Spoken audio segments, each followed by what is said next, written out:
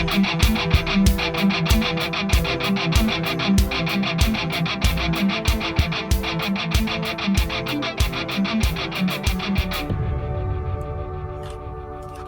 is Dr. Jerome Corsi, and today it's Wednesday. It's November 1st, 2023. First story I want to cover has to do with the congressional debate over funding Israel. What's going on in Congress right now is the debate between whether Ukraine or Israel, who deserves the funding. That's one of the big issues.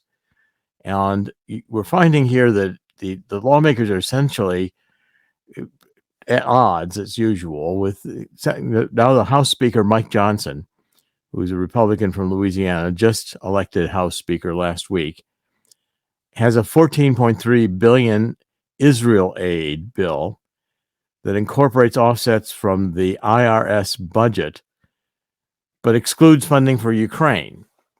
Now, see, what the Republicans want to do in the House is say this Ukraine war is going nowhere.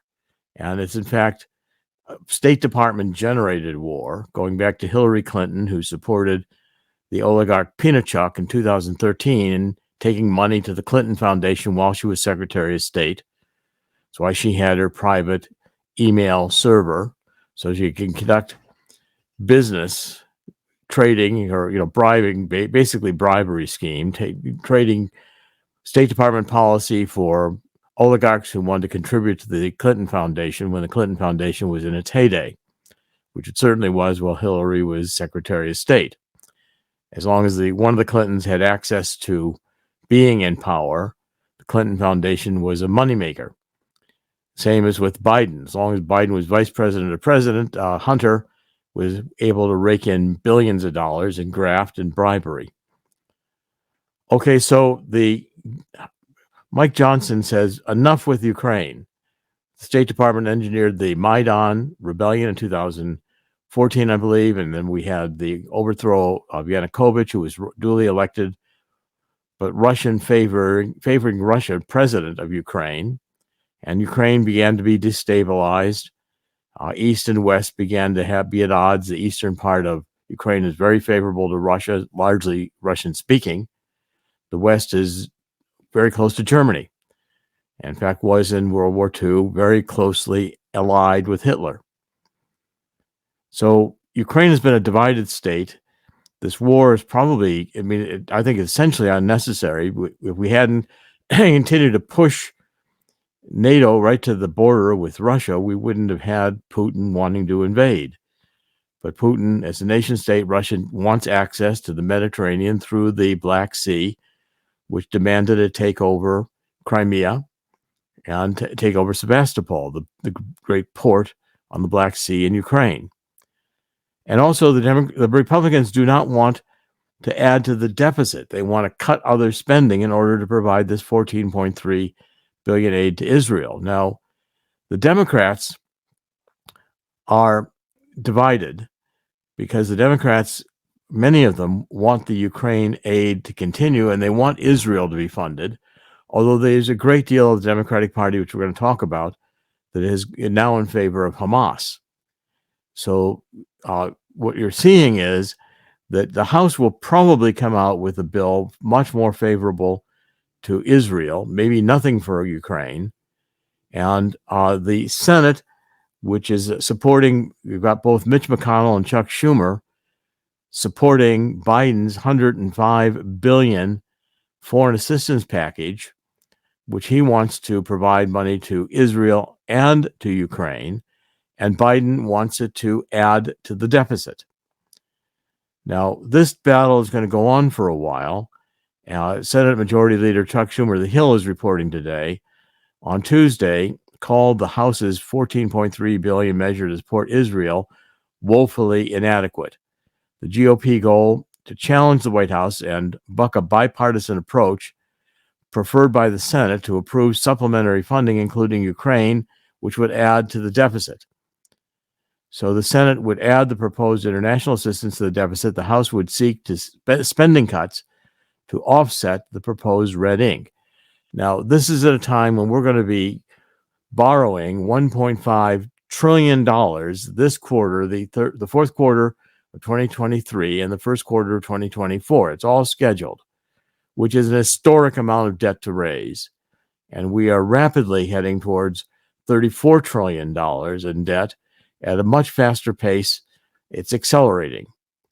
This is frightening, and Congress seems to have no ability to control spending at this point. Now, the next story, which is very related, is that the Israel war is dividing the Democratic Party. Why? Because the woke Democratic Party is anti-Semitic. They side with Hamas. And what you're finding is that the Jews of America, who typically have been Democrats, Harry Truman was a Democrat. He's the one who allowed the partition vote, the United Nations, to go through in 1948, that created Israel. The Democrats have been very much Democrats as a result, largely of that. And also the Democrats have been very progressive, very leftist, and in line with the increasingly hard left of the Democratic Party. The problem is that on the hard left, the woke left, the neo-Marxist left, which has come to be the core of the Democratic Party. The Democratic Party is effectively a neo-Marxist party, and basically hating America and supporting Hamas. So a lot of the Jews who found themselves progressives, which were more classical liberals. See, these distinctions are important. The classical liberals didn't like inequality of income, didn't like economic discrimination, wanted to see minority groups gain with economic gains, bringing them up closer to the majority white populations in terms of economic opportunity. And that was a traditional left. That's the old left now of the 1960s. This would be the left of Lyndon Johnson and, that whole era.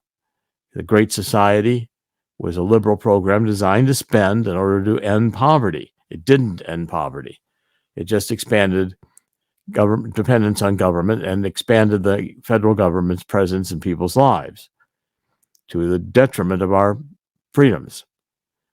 So now you've got the Jewish population that is Democratic, the progressives, feeling like they've been marching with the Democratic Party, which now is turning on them, supporting Hamas. So you have liberal Jews have been devastated by scenes. I'm just going to read from an article on the Wall Street Journal today.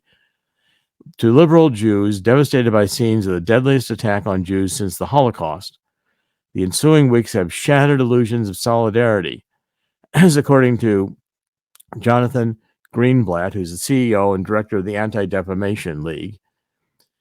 College students and faculty, as well as chapters of Black Lives Matter and Democrat Socialists of America, have justified or even celebrated Hamas's actions, while many others have emphasized the Palestinian plight and criticism of Israel over sympathy for the victims of terrorist attacks. Now, that's going to be these are themes you're going to see escalating. You're going to see that the Gaza is being ethnically purified, that children are being killed. I was watching one of the hearings where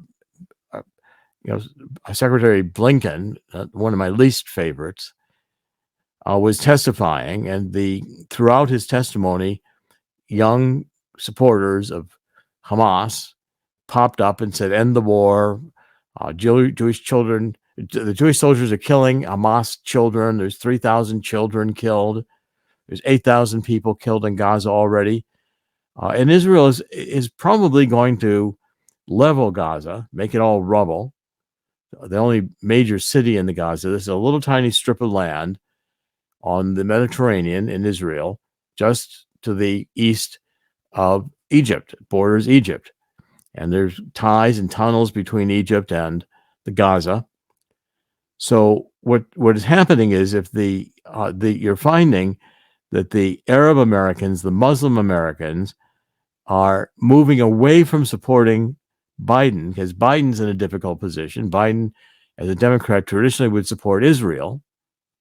But even with Obama, when there were incursions into Gaza or into Lebanon under the Obama's administration, Obama did not long support Israel. He began to cut off the aid to get Israel to stop the incursion. Even the left in Israel has taken away the arms, taken away the guns from the citizens. Very hard now for a citizen to get a weapon in Israel. But the left around the world wants to de-arm populations. Well, you saw the population of Israel on this October 7th attack couldn't defend themselves. They were completely vulnerable to the terrorists who had weapons, and they had none. The one or two kibbutzes that had weapons defended themselves. So now you've got the Justice Democrats, which supported Hamas, supported the congressional members of the Squad, are advocating that for Palestine. So they're arguing against more centrist Democrats. He said, if you are advocating at all that Palestinian and Israeli lives should be treated equally, there's a feeling that the party doesn't really care about you at all, he said. In other words, the Democratic Party is not valuing Israeli and Palestinian lives equally. They're saying Palestinian lives are more important. So Biden is losing voters. He losing 7% of support with voters under 35 because he isn't supporting the Palestinians correctly, in their view, correctly or enough. The left, the children who've been educated in woke schools, woke universities, are almost universally supporting Hamas. The woke faction of the Democratic Party, which is neo-Marxist, and again, I've highlighted this in the new book. Chris, if you'll show the cover of the new book on neo-Marxism, cultural Maoism, and anarchy, you'll see that book is just out. And what I'm arguing is that the core of the Democratic Party has become neo-Marxist. And those coming out of universities, the next couple generations we've got of young people, will ally with the Democratic Party, but they will be strongly wanting to engage in a cultural revolution like you saw in China when Mao took over in the 60s, when all the youth, the Red Guard, ran around with these little red books of Mao's sayings, and they brutalized anyone who was educated or a capitalist or bankers. They tore down traditional society. They destroyed churches and libraries. They basically destroyed Chinese traditional culture, which was their aim. As the woke in the United States today aims to destroy capitalism and views the United States as a racist country, sees the United States as evil. We've raised probably 2 generations now of youth in America who have been taught to hate America. And they do not have any belief in God. They have not been trained with a moral education. God's been taken out of the schools. Church attendance is way down. Even the churches are getting dominated by this liberation theology, which is pure Marxism. So the left, the Democratic Party right now is fracturing between the traditional old left of Nathan Glazer. If anyone remembers some of the names from the old left in the 1960s, these were good people. They had sympathy for those who were discriminated against as minorities, largely racial minorities. They sided with Martin Luther King. They marched with Martin Luther King because Martin Luther King wanted race not to be an important consideration. He wanted us to be colorblind. He wanted blacks to have equal opportunity. That's Nathan Glazer. He was a very prominent leftist intellectual, but he was not a Marxist. He was opposed to Marxism. He wanted more economic freedom for blacks. He wanted to end discrimination. And then putting in a set of rules like affirmative action, the busing, trying to get the integration in the schools, all these social engineering in the 1960s were a disaster. And they limited our freedoms. And the hard left, the Marxists, knew that exacerbating race was a way that we could engineer a society that would be more government controlled, more totalitarian, and we would be ending our traditional freedoms. So that woke left neo-Marxism, conducting a cultural revolution in the United States. Gender confusion. Everybody's racist. Everything is racist. This is destructive. And today, with the Israel war, around the world, as the world has gone in this neo-Marxist direction, you see an enormous amount of protesting for Hamas. This goes back to the early days of Ayatollah Khomeini before 1979, when he re-entered Iran and did the Iran Revolution, which put the clerics in charge, the mullahs as they call them, in charge of Iran. The left was going, the Muslim left was going Marxist.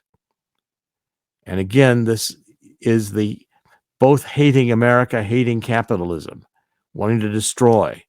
Now, for different reasons. The Muslims wanted to destroy because they wanted to destroy the radical Muslims. The terrorist Muslims, the extremists, wanted to essentially persecute Christians and have Islam be the religion of the world. And they sided with the Marxists because the Marxists wanted to destroy capitalism, and they shared a goal that they hated America. And that axis of evil, that's the fundamental moral axis of evil that we're seeing today playing out worldwide for support for Hamas. Now, the issue is that this war in Israel is not going to be quick and it's not going to be easy. The Gaza campaign is probably going to go on for months. Now, the United States will want to withdraw support.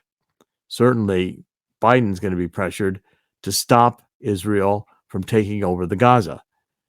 Israel appears determined, and there was a release of a report that looks like it was a trial balloon leak from Israel talking about ethnic cleansing in the Gaza. In other words, getting rid of Hamas altogether, having Israeli control over the Gaza Strip, and throwing out the Hamas leadership and destroying it block by block in Gaza City, and then going through sweeps of the entire country. There's already about 600,000 refugees trying to get out of Gaza. And Egypt doesn't want them. Egypt says it's going to stop them at the border. The Palestinian people have been a problem since 1948. There's been a wandering group of Muslims that claim to have been dislodged in 1948 from their homes when the State of Israel was created. Truth is, most Palestinians stayed in place. And this wandering group, which was headed by Yasser Arafat for a long time, until recently. I was in Israel the day Yasser Arafat returned to Israel, and as a Palestinian coming home. Well, he wasn't Palestinian. He was born, Yasser Arafat was born in Egypt. He was Muslim Brotherhood. Muslim Brotherhood had been in command of Islam in the Middle East. That's Yasser Arafat. Since Hitler, when Hitler promoted the Muslim Brotherhood as the group that he wanted to align with in order to take over power in the Middle East. And that was successful for Hitler. Muslim Brotherhood has been in ascendancy since the 1940s, and Yasser Arafat continued that tradition.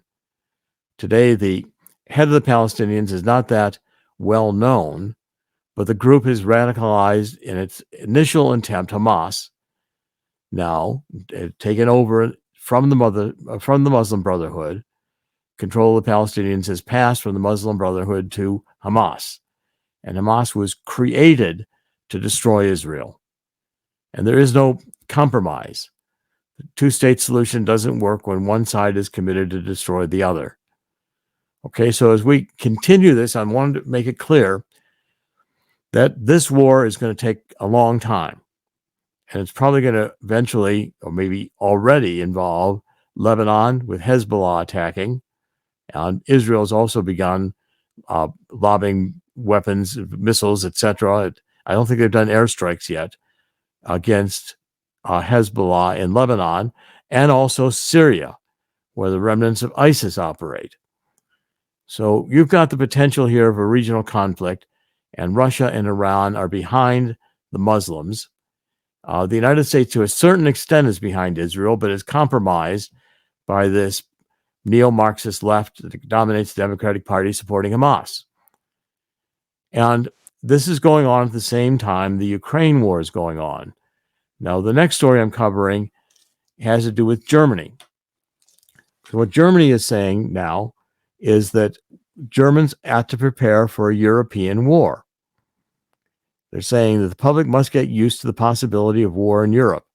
Now, this type of dialogue has not been discussed since the 1930s about Europe, and it led to World War II. And World War I and World War II started in a series of initial phases that escalated. World War I started with the assassination of Archduke Ferdinand in Sarajevo, and all these alliances that the two sides, that had, Germany and other countries, including Russia, one by one started to go to war. And pretty soon you had Russia and France and England against Germany as the major powers. That was World War I was a bloody, disastrous, it was trench warfare that was almost like a slaughter. And same with World War II. It started with Hitler beginning to take over parts of Czechoslovakia, the Sudetenland, moving in step by step to claim territory he argued was originally German. And then finally, in 1939, Hitler invaded Poland, and we had the beginning of World War II.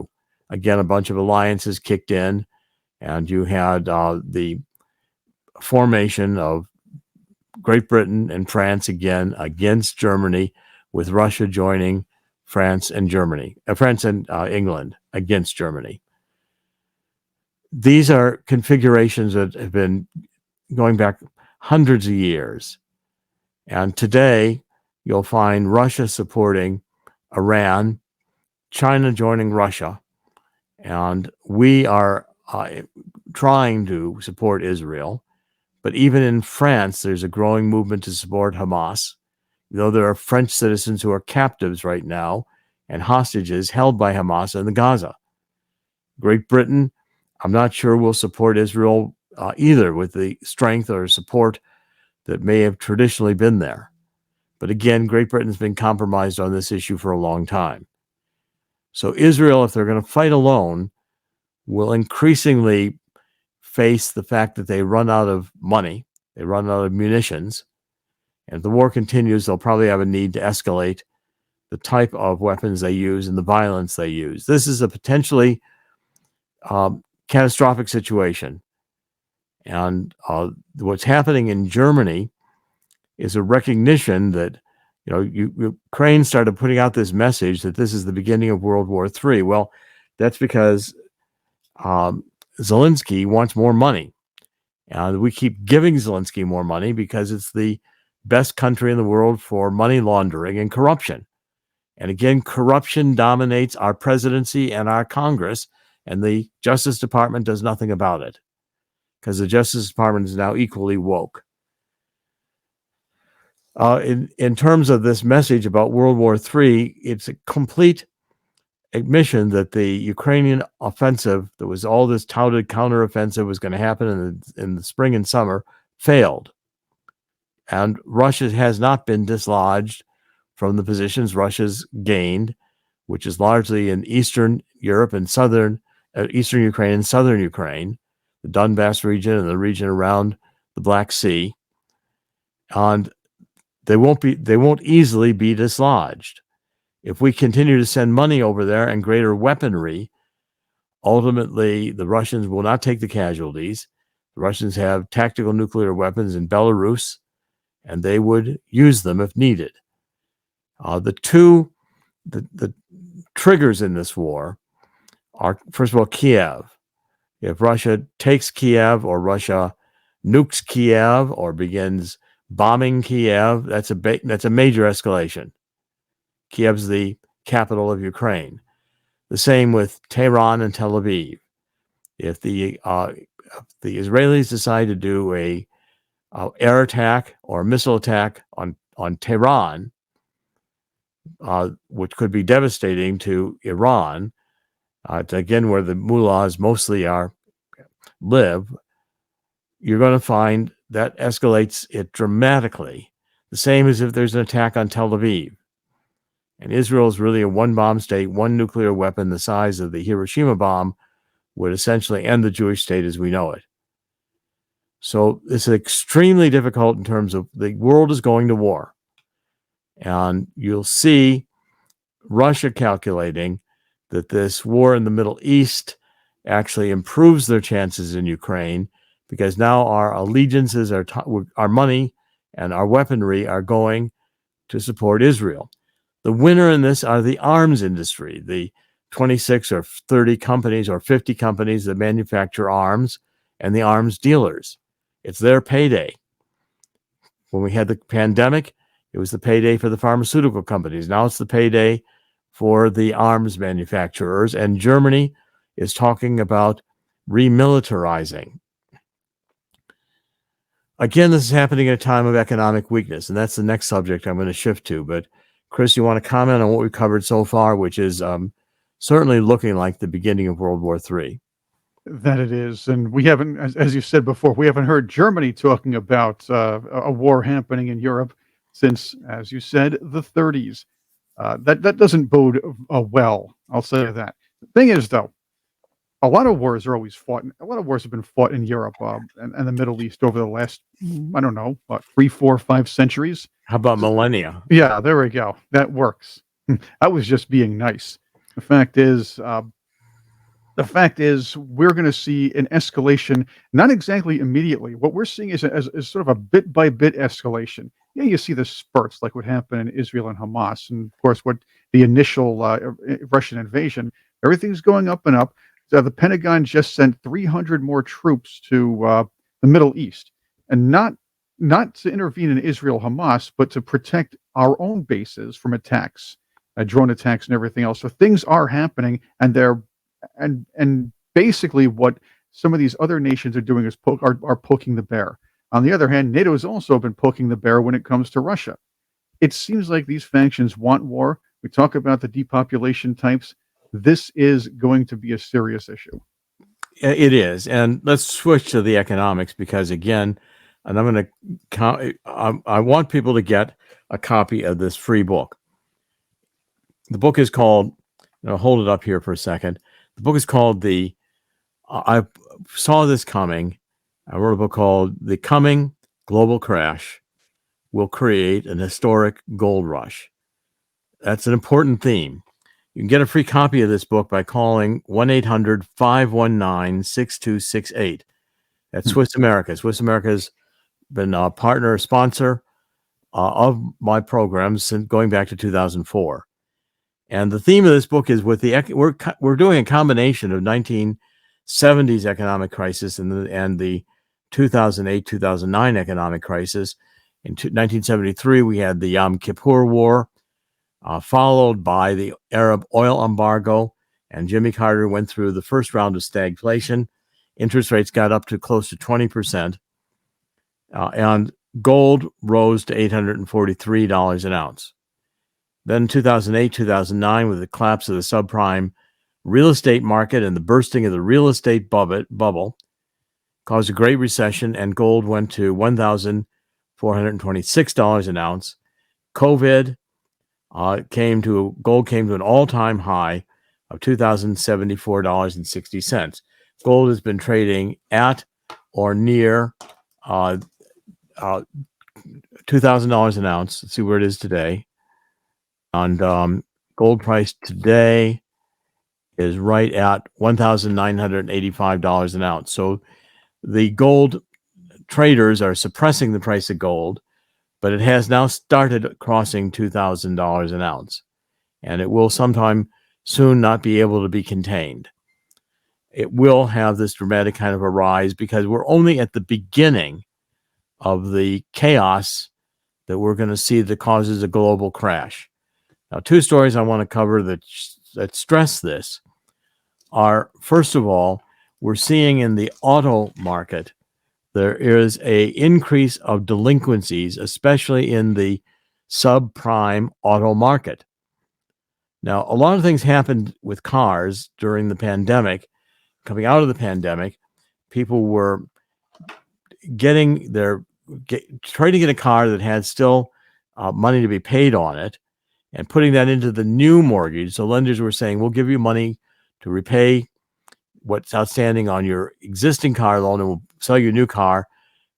Of course, we'll add that into the lending. So cars were costing over $1,000 a month just to maintain, monthly car payments. And so 17% of Americans now have monthly car payments over $1,000. That's a significant increase from only 7% of Americans who had that much, $1,000 or more of a monthly car payment 3 years ago. So this trend is frightening because what's beginning to happen is that the number of people who are 30, 60, 90 days in arrears on their car payments is growing dramatically. We're getting to numbers that we haven't seen in a long time. So when this happens, we're going to see a round of repossessions of these cars. People say, there's a growing trend on Google searching, can I turn my car back in? No, you can't give your car back. So a study done by Car Dealership Guy showed that Americans are searching give car back on the internet. It soared to a record high. Well, giving your car back is a repossession. And with the percentage of subprime auto borrowers at least 60 days past due on their loans rose to 6.11% in September, the highest rate going back to 1994. This is going to happen throughout the economy. There's a housing bubble that's going to burst. 30-year fixed mortgages are now at 8%. That makes a monthly payment on a house out of reach for most Americans in the middle class. Now, when you can't sell houses, the houses are probably going to go down in price. And a lot of Americans are saying, I have a zero interest or near zero interest mortgage from the Obama years when the Federal Reserve was keeping interest rates at zero to boost the slagging economy under Obama. And the market is going to suffer. There's not enough inventory. There's not enough buyers. The buyers that are there can't afford the new houses. You're going to see housing prices decline. And people who have good mortgages are going to pay them off. They're not going to go get a new house. They're going to stay where they are. So you're going to have less moving and less turnovers of homes, which depresses the home housing market.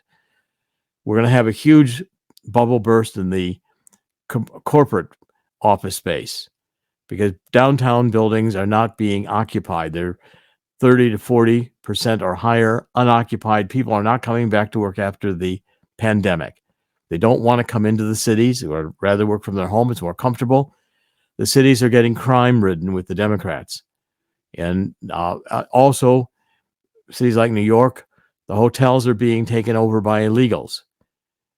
We're here from the border being wide open.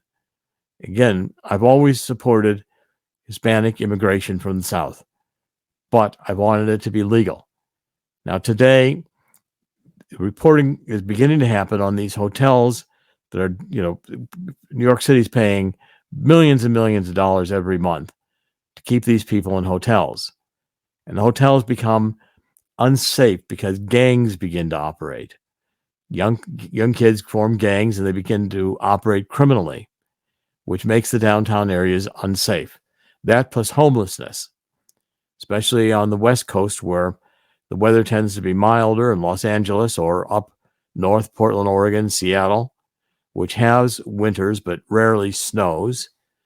You can live outside much more easily than you can in the Northeast where we typically get snow, at least some snow every winter.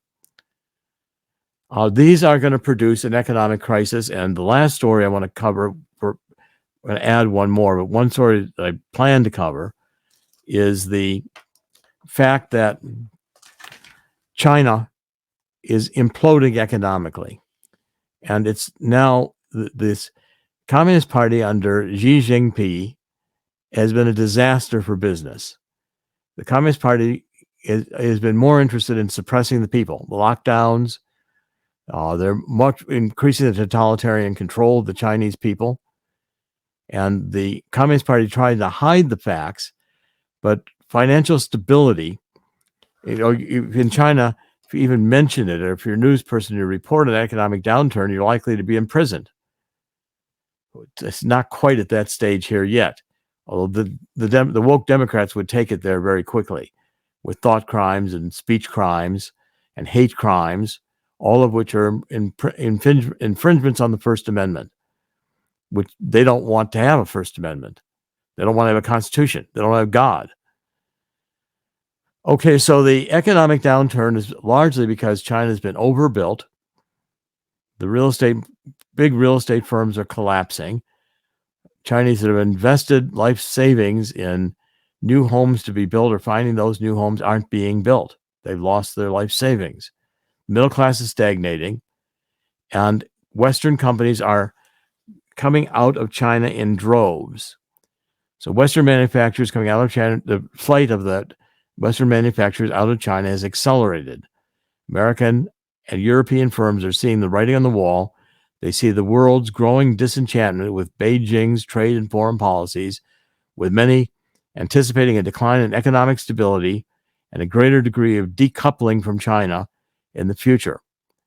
China is also controlled by corruption. The Chinese economy is a government-controlled economy controlled by corruption and not market forces, but the Chinese government funding what it wants to fund and dictating the rules.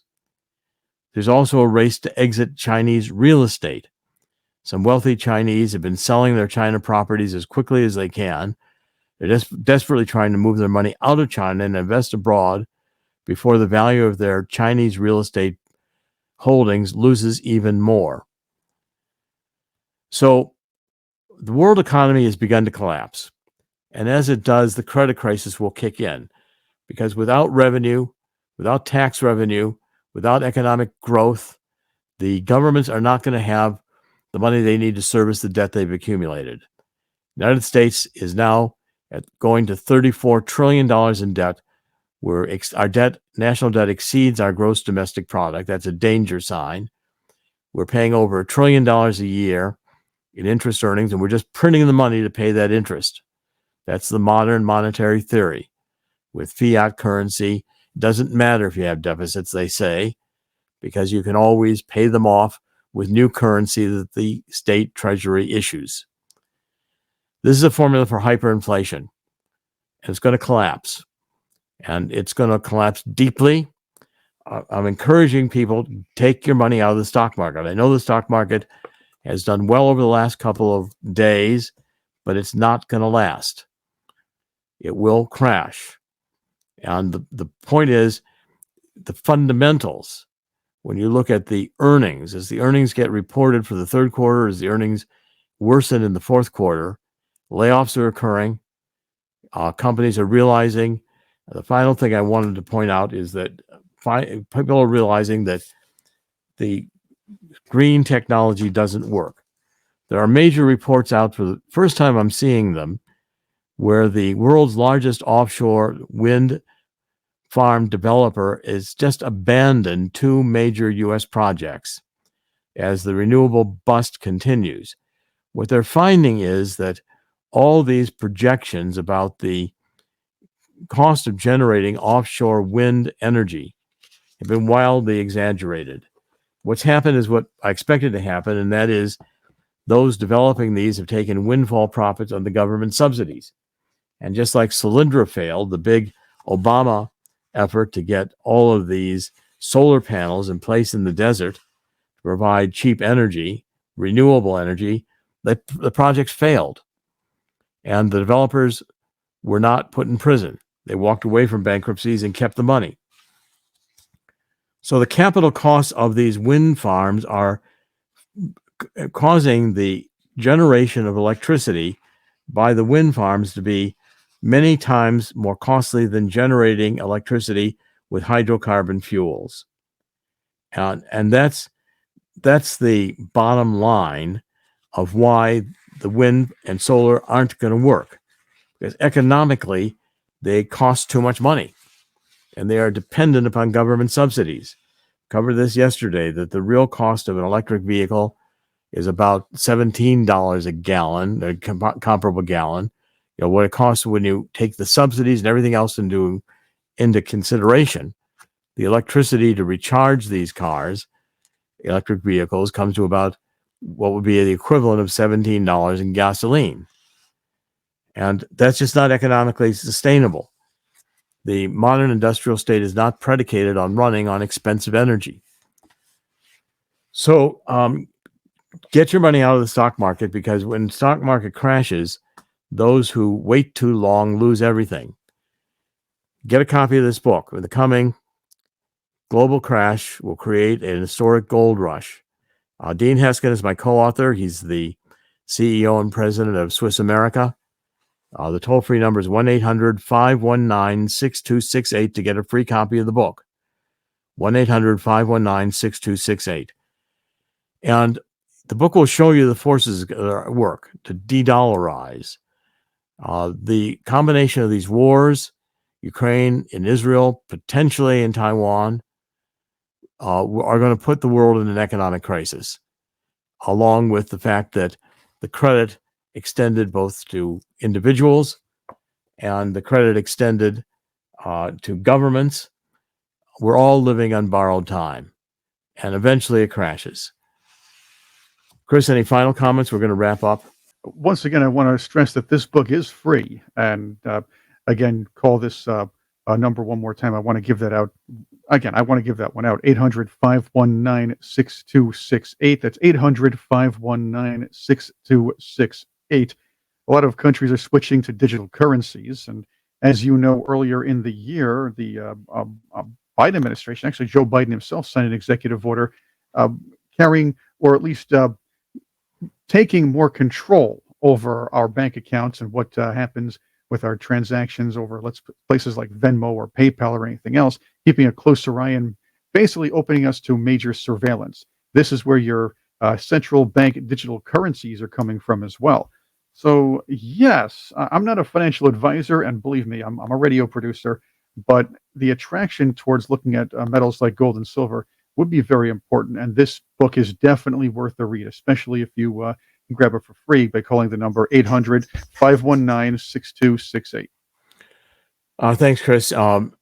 Get a copy of it and start thinking to reduce your expenses, reduce your debt. There you go. And some gold, even for people of modest means you have something that will appreciate in value and purchasing power. Your money has to be looked at in terms of what it will buy. Purchasing power is the key to the value of your money. And right now, $100 at the grocery store buys a lot less than it did 3 months ago. And it will buy a lot less 3 months from now. And that's one of the reasons why people in the middle class are finding themselves strained. And we're going to see a lot more delinquencies. We're going to see mortgages go delinquent. We're going to see cars go delinquent. And the middle class is in for a very tough ride. Let's wrap this up. I always say, in the end, God always wins. God will win here too. But we are going through the judgment of God. We have allowed God to be taken out of the schools going back to the 1940s. Now God has disappeared from, you can put up a statue of Satan easier than you can put up the 10 Commandments. And the forces that are out there, trained ideologically, brainwashed, you talk about global warming, which demonizes carbon dioxide because hydrocarbon fuels emit hot carbon dioxide. Carbon dioxide is essential. If we didn't have carbon dioxide in some quantity, we would not be able to have any green grow. Carbon dioxide is plant food. Less than 110 parts per million of carbon dioxide in the atmosphere, you're not going to have plants. And this whole decarbonization is going to brutalize the third world. You're going to find Africa is going to begin starving. And as Chris pointed out, we've covered this extensively. You've got a depopulationist move which dominates the World Economic Forum and the globalist thinking. They don't care about people. That's the fundamental reality. Well, God cares about people, and God's given us a remedy. 2 Chronicles 7:14, God admonishes us that if we get on our knees, as I am doing, and asking God to forgive us for getting into this crazy situation, asking God to end this woke, which is insanity. It's like malware in a computer. It's malware for the brain. It makes people function improperly. The woke can't explain to you any science behind global warming, other than to cite the International Panel on Climate Change for the United Nations, which is ideologically driven. It's anti-capitalist movement. I've written 2 books on this, both The Truth About Energy, Global Warming, and Climate Change, and The Truth About Neo-Marxism, Cultural Maoism, and Anarchy. If you want to understand what's going on, these books are critical to explain it. God will win here. And the judgment of God is not going to be particularly pleasant. But what 2 Chronicles 7:14 says is that if we do get on our knees and beg God's forgiveness, God will hear our prayer and heal our land. It doesn't say God will make the problem go away. The healing of the land may take a massive war and a massive economic downturn, and a lot of people are going to suffer. Those who have, I think woke is going to fall out of fashion quickly once people realize it has led them, just like the Communist Party in China. This totalitarianism has led them into economic collapse and wars. All woke and communism and cultural Maoism can produce is destruction, and we're seeing the destruction evident today. It's beginning to happen. It's only beginning to happen. It's going to get worse before it gets better. I do see light at the end of it, but only if enough people come back to God. You cannot have civilization without God, and human beings can't function without a moral education and a spiritual element. This is Dr. Jerome Corsi. Today is Wednesday, November 1st, 2023. We're doing podcasts every weekday on The Truth Central. You can get us on BitChute, Rumble, a lot of different sites. At the top right-hand corner of the website, you see all the sites where we're listed. Apple Podcasts, we also are audio streaming. On Twitter, our Twitter following is gaining. Please, at Twitter, now X, please like us, please follow us there. We'll be posting more in the future.